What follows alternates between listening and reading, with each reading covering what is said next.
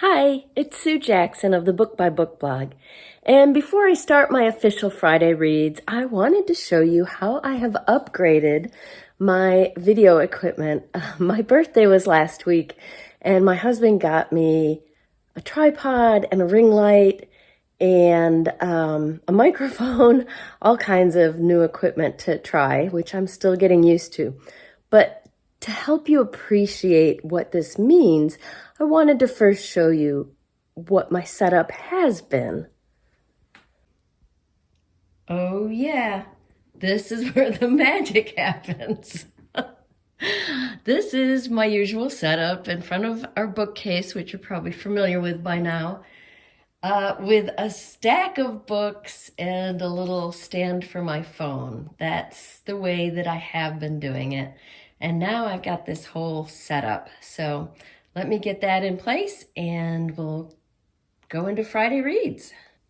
Okay, that took a lot longer than it should have. I'm still getting used to all this.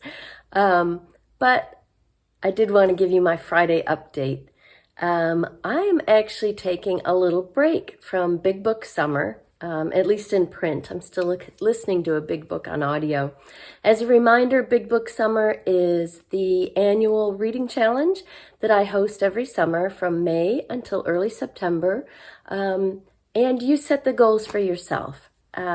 A big book is anything 400 or more pages, and you decide if you want to read one big book during the summer or two, or maybe do what I do and pick a whole stack off your shelf and just see what you get through. So that's what I've been doing. I did take a break from reading big books in print because one of my book groups is coming back after its summer hiatus. Coming back in August. They're coming back a bit early. So we are reading The Summer Guest by Justin Cronin. And yes, it's that Justin Cronin, the author of the Passage trilogy. But there are no monsters. You can probably tell from the cover. This is not The Passage. There are no freaky monsters, no sci-fi, no horror or thriller. This is a quiet novel. It was actually my recommendation to the group, so I was happy they chose it because I bought this in Maine, where it is set, back in 2014 at a wonderful independent bookstore in Bar Harbor, Maine. And yes, it's been sitting on my shelf ever since. So I'm very glad that book group finally chose it and that I am finally reading it. So as I said, this is a quiet story. It's set in the North Woods of Maine.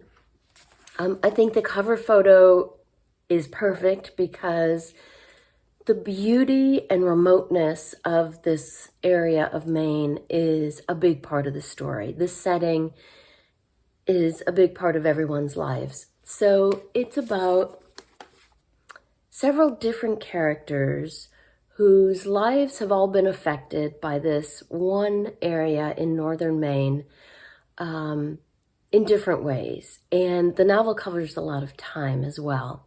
So it begins in 1947 when a man named Joe has just purchased a camp in the North Woods of Maine where he spent one summer during college, and he's always wanted to go back there. So Joe was badly wounded during World War II, quite disfigured, and he was working as a lawyer in Boston, but he just wants to get away. So he and his wife and their infant son, who is also named Joe, head up to the North Woods of Maine. He buys this piece of land, huge piece of land, and this very rustic camp where he spent this one summer. And to him, in his mind, this is like the definition of peace and tranquility. So they settle up there. They live up there. They live their lives out up there. And they run this camp during the summers. Can't really run a rustic camp in Maine in the winter. And then the novel switches then to modern times, to the present, when Joe's son, Joe, is now the owner of the camp. Joe is married to Lucy, and they have a daughter, Kate, who's 21 and is going to college locally in Maine. So the three of them run the camp along with a man named Jordan, who works as a fishing guide there. So every summer, many of the same guests we return again and again. And this camp has really been the framework for their lives. And there's one man in particular, a man named Harry. He's an older man who has come up to the camp every summer and brought his son, Hal. And now Harry is dying of cancer. He's in his 70s. He's become very frail, but he wants one last trip up to the camp in Maine and one last day fishing out on the water of the lake. So he and his son come back up there. Harry is literally going to die any day. He's in terrible shape, but this is what he wants as his last wish. He's extremely wealthy, and there are some surprises for the people at the camp in terms of Harry's will and what's coming. So that's about where I am. I'm just loving this novel so far. As with The Passage, although this book is very different, Justin Cronin is a wonderful writer, and he really gets into the heads and hearts of his characters so that you want to know what happens next. So even though it's not a sci-fi thriller, it is just as compelling, and I can't wait to read it every night before bed. So that's The Summer Guest by Justin Cronin. Perfect summer read. As I said, I am listening to a big book on audio, and that is After the Flood by Cassandra Montag. This is a post-apocalyptic novel, and I was pulled into the story from the very first chapter. It takes place a little more than 100 years from now, when rising sea levels have not only flooded the coast, but the entire heartland of America as well. Everything is flooded now. The only thing left are some remote colonies at the tops of mountains across North and South America, and the rest is all ocean. So the main character is a woman named Myra and her 7-year-old daughter, Pearl.